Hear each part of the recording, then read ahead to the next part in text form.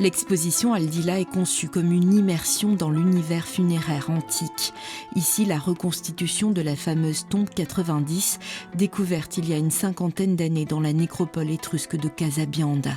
Les 178 autres sépultures, datées entre le 6e et le 3e siècle avant notre ère, contiennent notamment ces céramiques grecques d'une extrême finesse.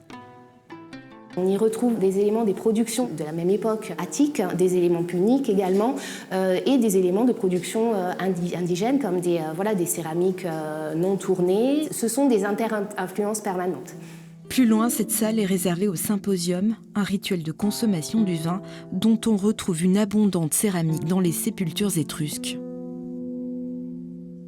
Les boissons sont servies dans des éléments que l'on retrouve aussi dans les tombes. Des victuailles sont partagées aussi, puisqu'on retrouve dans les tombes des éléments comme des grilloirs à viande. Et on retrouve également des coupes qui, a priori, auraient été utilisées pour déposer des offrandes.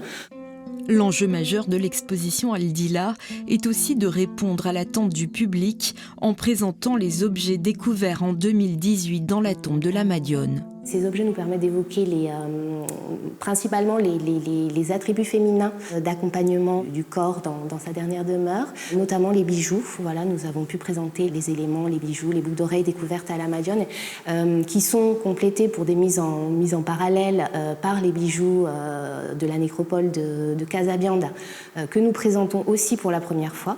Comme à Aller, il y a les musées de la collectivité de Corse de Morosailles. Lévis et Sartène engagent eux aussi une réflexion autour de l'au-delà. Chacun proposera sa propre exposition.